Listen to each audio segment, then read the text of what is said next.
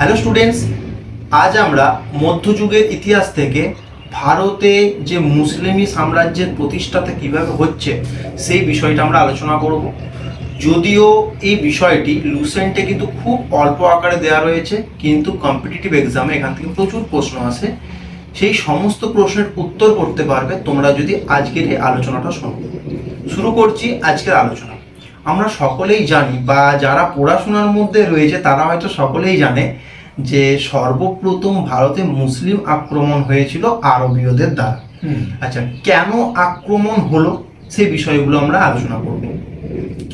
570 খ্রিস্টাব্দে আরবের মক্কাতে মুসলিম ধর্মের প্রবর্তক হযরত মুহাম্মদ জন্মগ্রহণ করলো। আচ্ছা, আমি বলি এটা কিন্তু তোরা কেউ ভাবিস না যে পড়ছি বলে, ভাবি গল্প শুনছি। হ্যাঁ, 570 খ্রিস্টাব্দে আরবের মক্কা শহরে কি হযরত মুহাম্মদ সর্বপ্রথম জন্মগ্রহণ করলো। আস্তে আস্তে আরবেতে মুসলিম বা মুসলমান ধর্মটার বিস্তার ঘটছে, কিন্তু সেই মুহূর্ত কিন্তু ভারতে কোন ধর্ম রয়েছে? হিন্দু ধর্ম রয়েছে। আচ্ছা, হযরত মুহাম্মদের পর 4 জন তার শিষ্য ছিল এবং তার সমসাময়িক ছিল।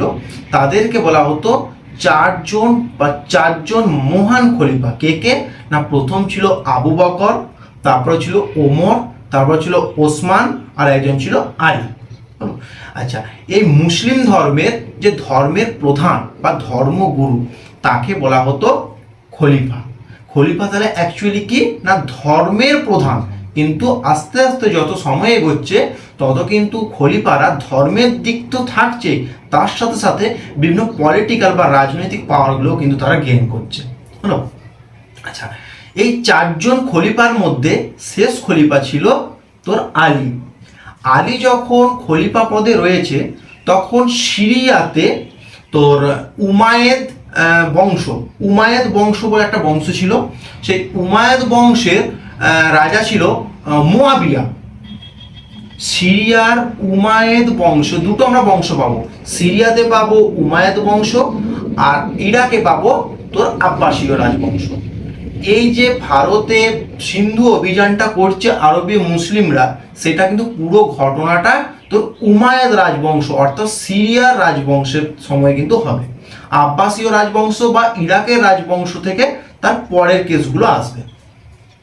তাহলে তোর সিরিয়ার তোর মুয়াবিয়া রাজা হচ্ছে মুয়াবিয়া, সে কি না ওই আলীকে হত্যা করে দিয়ে নিজে খলিফার পদটা দখল করে নিল, দিয়ে খলিফা হয়ে গেল। হ্যাঁ, তাহলে এই যে তাহলে তারা কি ভাবছে যে ভারতে তো হিন্দু ধর্ম রয়েছে, তাহলে আমরা ভারত আক্রমণ করব এবং সেখানেও মুসলিম ধর্মের মানে মুসলিম ধর্ম প্রভাব বিস্তার করবো, হ্যাঁ প্রচার করবো, এরকমটা কিন্তু এরা ভেবেছিল। এই একটা কারণ ছিল। তাহলে ভারতে কেন আরবরা আক্রমণ করলো? প্রথম কারণ হচ্ছে তোর ধর্মকে প্রসারিত করবার জন্য।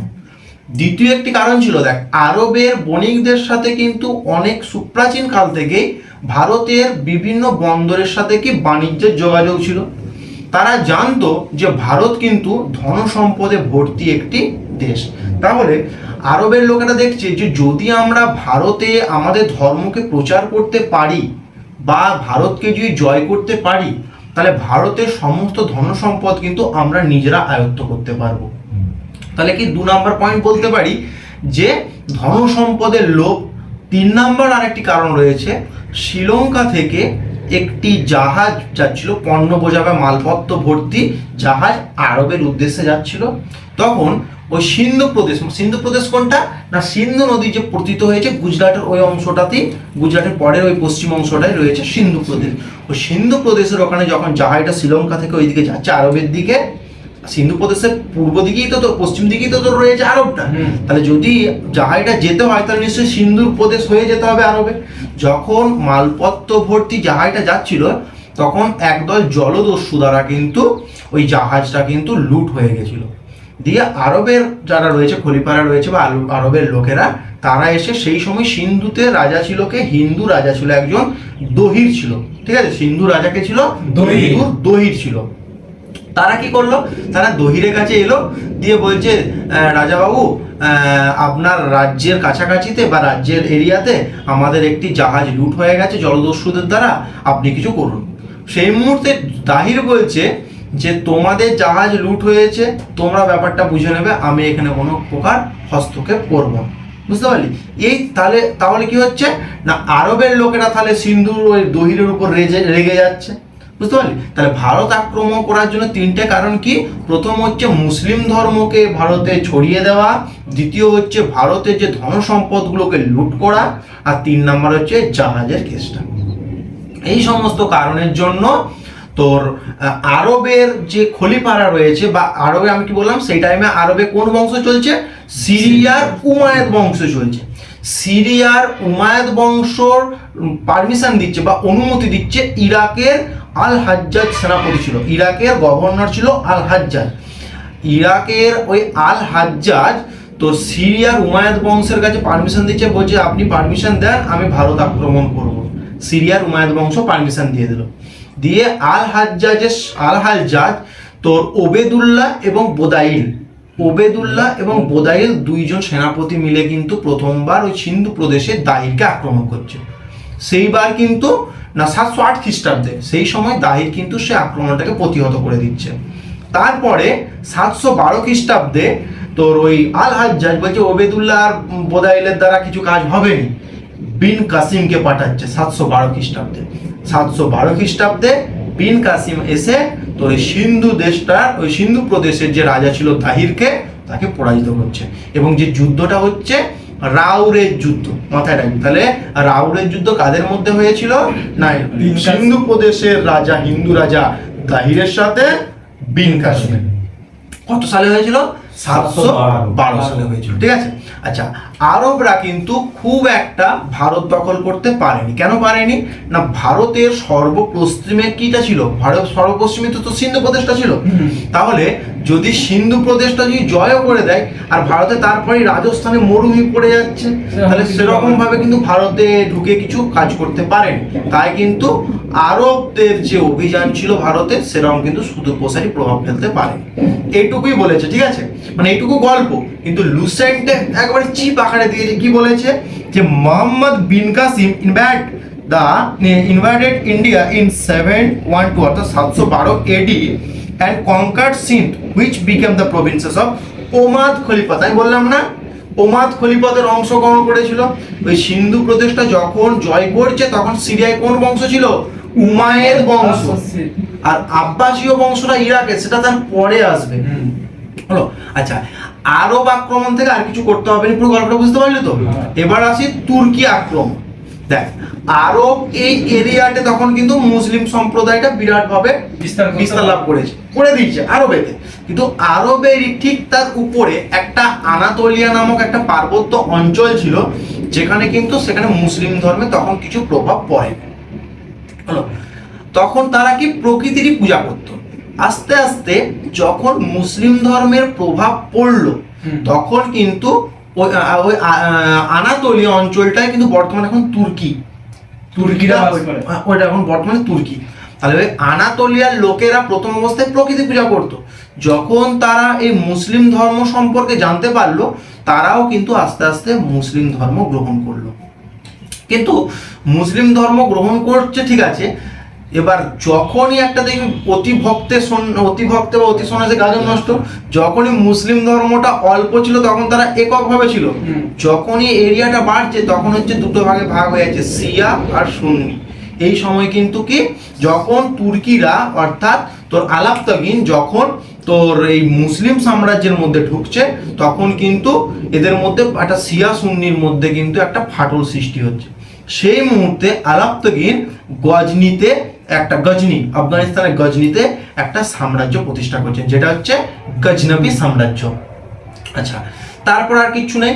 তারপরে তোর কে রায়টা বললাম তো আলাপ্তাগিনের ছেলে হচ্ছে সবুক্তগিন হচ্ছে চাইছে কি ভারত আক্রমণ করব, কিন্তু ভারত আক্রমণ করতে পারবে না। কেন না, ভারতের উত্তর পশ্চিম অঞ্চলটায় তখন কিন্তু হিন্দু শাহী রাজবংশ রাজত্ব করছিল। কারা রাজত্ব করছিল? হিন্দু শাহী রাজবংশ কিন্তু রাজত্ব করছিল, এবং রাজা ছিল জয়পাল। প্রায়শই ওই জয়পালের সাথে কিন্তু সবুক্তগিনের একটা যুদ্ধ হচ্ছিল। প্রথমবারের যুদ্ধ হলো, জয়পাল হেরে গেল। সেকেন্ড বারের যুদ্ধতেও কিন্তু জয়পাল হেরে যাচ্ছে। এবং একটা চুক্তি তৈরি হলো জয়পাল এবং সবুক্তগিনের মধ্যে। ঠিক আছে জয়পাল বাবু, তুমি হেরে গেছো, তোমার রাজ্যের মধ্য দিয়ে কিন্তু আমাকে ভারতে ঢোকার পথটা আবিষ্কার করে দিতে হবে। সবুক্তগিন দাবি জানালো। তাহলে যেহেতু জয়পাল হেরে গেছে, তাহলে বাধ্য জয়পালকে রাস্তা করে দিল। তার রাজ্যের মাঝখান দিয়ে এবারে খাইবার গিরিপথ পর্যন্ত কিন্তু সবুক্তগিনের উদ্দেশ্যে রাস্তাটা করে দিতে হচ্ছে। কে করে দিচ্ছে? জয়পাল করে দিচ্ছে। এবং ওই রাস্তার পুরো দায়িত্ব দেওয়া হচ্ছে সবুক্তগিনকে। কিন্তু সবুক্তগিনের ভাগ্য এত ভালো ছিল না, তার কিন্তু ভারত আক্রমণ সে আর করতে পারেনি। তার ছেলে আসলো সুলতান মাহমুদ। সুলতান মাহমুদ ওই যে রাস্তাটা জয়পাল করে দিয়েছিল সবুক্তগিনের জন্য, সেই রাস্তা দিয়ে সে ভারতে ঢোকে এবং 1000 থেকে 1027 খ্রিস্টাব্দ, অর্থাৎ এই 27 বছরের মধ্যে সুলতান মাহমুদ প্রায় 17 বার ভারত আক্রমণ করেছে। কোনো সময় মথুরাকে আক্রমণ করেছে, কোনো সময় মুলতানকে আক্রমণ করেছে, কোনো সময় তোর এই যে কনৌজকে আক্রমণ করেছে। এবং 1025 সাল থেকে 1026 এই টাইম পিরিয়ডের মধ্যে গুজরাটের একটা শিবের মূর্তি মন্দির রয়েছে, সোমনাথ মন্দির, সেই সোমনাথ মন্দিরটাকেও কিন্তু সুলতান মাহমুদ 1025 সালে লুণ্ঠন এবং ভেঙে দিয়েছিল। এবং সেই সময় গুজরাটের রাজা ছিল কে? ভীম রাজা ছিল। রাজার নাম কি ছিল?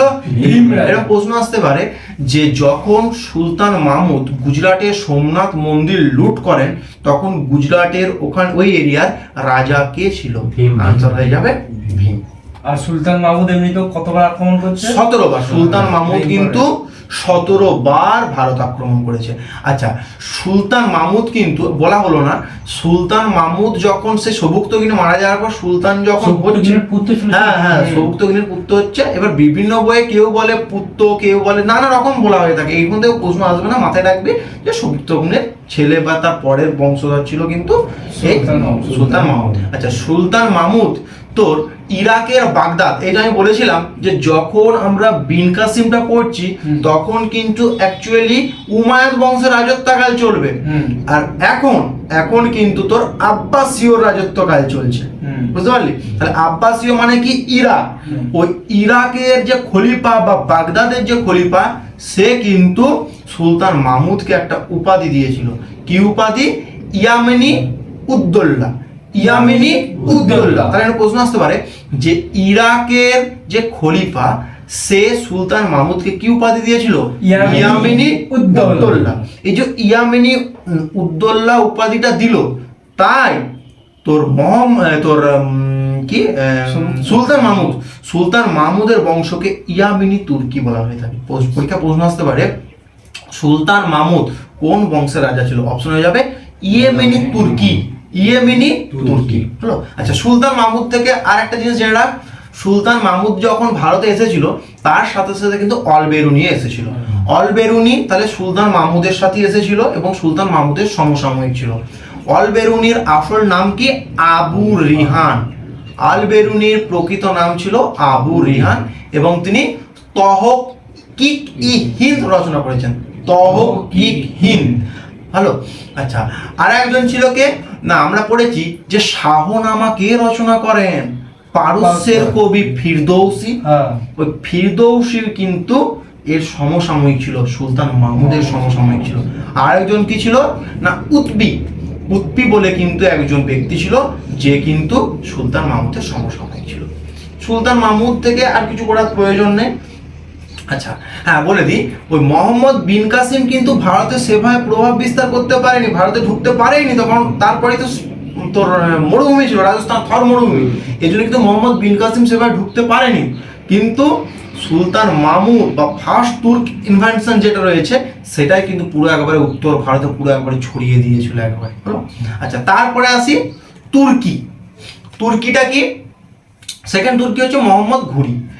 আফগানিস্তানেও গজনিটা রয়েছে, যে গজনবী সাম্রাজ্যের প্রতিষ্ঠাতাকে না আলাউদ্দিন। সেখানে আফগানিস্তানে আরেকটা রাজবংশ ছিল, সেই রাজবংশটা হচ্ছে ঘুর রাজবংশ। ঘুর রাজবংশ। আচ্ছা, ঘুর রাজবংশের রাজাদেরকে বলা হয় কি? ঘুরি বলা হয়। ওই ঘুর রাজবংশের প্রকৃত প্রতিষ্ঠাতা বলা হয় তাকে আলাউদ্দিনকে। তাহলে আফগানিস্তানের ঘুর সাম্রাজ্যের প্রকৃত প্রতিষ্ঠাতা আলাউদ্দিন। আলাউদ্দিনের দুটো ছেলে ছিল, একটা হচ্ছে গিয়াসউদ্দিন, একটা হচ্ছে শিয়াবউদ্দিন। শিহাবুদ্দিনই হচ্ছে মোহাম্মদ ঘুরি, মাথায় রাখবি, যেটাই শিহাবুদ্দিন সেটাই মোহাম্মদ ঘুরি। তাহলে আলাউদ্দিনের দুটো ছেলে ছিল, একটা হচ্ছে গিয়াসউদ্দিন আর একটা হচ্ছে শিহাবুদ্দিন। হঠাৎ করে যখন, আর কোন রাজ্য ছিল না, আফগানিস্তানের ঘুর রাজ্যে তারা রাজা ছিল। হঠাৎ করে আলাউদ্দিন যখন মারা গেল তখন বড় ভাই ছিল গিয়াসউদ্দিন, গিয়াসউদ্দিন কিন্তু ঘুর সাম্রাজ্যের রাজা হয়ে এসে বসলো, আর তার ছোট ভাই অর্থাৎ শিহাবুদ্দিন বা মোহাম্মদ ঘুরিকে কিন্তু সেনাপতি হিসাবে যুক্ত করেছিল। কিন্তু দাদার প্রতি অনুগত ছিল বলেই কিন্তু সে সেনাপতি হয়েছে, অন্য কেউ হলে না আমি রাজা হবো, এই নিয়ে দুজনের মধ্যে যুদ্ধ হয়েছে, ইতিহাস আমরা পরবর্তীকালে পাবো। কিন্তু দাদার প্রতি কিন্তু খুবই অনুগত ছিল, বুঝতে পারছিস? দিয়ে তোর সেনাপতি অবস্থায় আছে, ঠিক আছে, ঘুর রাজ্যের সেনাপতি তাহলে কে আছে? মোহাম্মদ ঘুরি। মোহাম্মদ ঘুরি একটা কোথায় জানি প্রতিভা কখনো কিছু তো আটকায়নি, তার প্রতিভা ছিল কি রাজ্য জয় করা। সে ওই সেনাপতি থাকাকালীনই কিন্তু গজনিকে সে আক্রমণ করলো, দিয়ে গজনি জিতে নিল। তাহলে দাদা বসছে ওই বাবার যে এরিয়া ছিল ঘুর সাম্রাজ্যে, আর ও এসে বসে গেল গজনি সাম্রাজ্যে, হলো। তার কিন্তু ভারত অভিযান করা কিন্তু তার বিরাট ইচ্ছা ছিল, তার বলুন রাজ্য বিস্তার বিরাট নেশা ছিল। সে ভারত আক্রমণ করছে, ভারতে প্রথমবার 1175 সালে আসলো, ঠিক আছে, সে কিন্তু মুলতান জয় করেছিল। তাহলে ভারতে মোহাম্মদ ঘুরি সর্বপ্রথম কত সালে এসেছিল? 1175 সালে আসলো এবং সে মুলতান জয় করলো। তারপর সে 1191 সালে সে পাঞ্জাবের ভাতিন্দাকে আক্রমণ করছে মোহাম্মদ ঘুরি। যেই ভাতিন্দাকে আক্রমণ করছে তখনই ওই দিল্লি আজমিরের রাজা ছিল পৃথ্বীরাজ চৌহান, চৌহান বংশীয় রাজা পৃথ্বীরাজ চৌহান। তখনই কি পৃথ্বীরাজ চৌহান মোহাম্মদ ঘুরির সাথে যুদ্ধ ঘোষণা করে দিচ্ছে। দুজনের মধ্যে যুদ্ধ হচ্ছে, মোহাম্মদ ঘুরি হেরে যাচ্ছে, 1191 তোর পৃথ্বীরাজ চৌহান জিতে যাচ্ছে আর মোহাম্মদ ঘুরি কিন্তু হেরে যাচ্ছে। আচ্ছা, তার পরের বছরই 1192 সালে আবার যুদ্ধ করছে, পৃথ্বীরাজ চৌহান হেরে যাচ্ছে এবং পৃথ্বীরাজ চৌহান কিন্তু মারা যাচ্ছে, আর জয়লাভকে করছে মোহাম্মদ ঘুরি। তারপর যেই জিতে গেল 1192 সালে, মোহাম্মদ ঘুরি আবার সে গজনি সাম্রাজ্যে ফিরে যাচ্ছে, আর ভারতের এই শাসন করবার জন্য একজন ব্যক্তিকে বসিয়ে দিয়ে যাচ্ছে কুতুবউদ্দিন আইবক। তারপরেই দেখবো কুতুবউদ্দিন আইবক থেকে কিভাবে দিল্লি সুলতানি যুগটা শুরু হচ্ছে, বুঝতে পারলি? তাহলে এখান থেকে আমরা কি শিক্ষা নিতে পারি যে দেখ, একবার তো মোহাম্মদ ঘুরি হেরে গেছিল, তাহলে যদি সে পিছিয়ে চলে যেত তাহলে কিন্তু ভারতে মুসলিম সাম্রাজ্যের সেরকম প্রতিষ্ঠা হতো। তার মানে আমাদেরকে ফেলিওর হলেও আমাদের কিন্তু চেষ্টা আমাদের চালিয়ে যেতেই হবে, হলো। আচ্ছা, এরপরে থেকে আমরা আলোচনা করব যে কিভাবে দিল্লিতে সুলতানি যুগটা শুরু হচ্ছে, মানে প্রেক্ষাপটটা তো বুঝতে পারলি। এবার কুতুবউদ্দিন আইবক শাসন করতে করতে হ্যান ত্যান চলবে, তারপরে আবার মুঘল সাম্রাজ্য আসবে। এবারে কিন্তু বিষয়টা তোমাদের কাছে পুরো একবারে ক্লিয়ার হয়ে যাবে। আচ্ছা, যদি বিষয়টা তোমাদের বুঝতে অসুবিধা হয়ে থাকে তোমরা অবশ্যই কমেন্ট করে জানাবে, দরকার হলে আরেকদিন লাইভে না এই গল্পটা আমরা আলোচনা করব, তোমরাও ইন্টারঅ্যাক্ট করতে পারবে। আচ্ছা, দেখা হচ্ছে নতুন কোনো ভিডিওতে।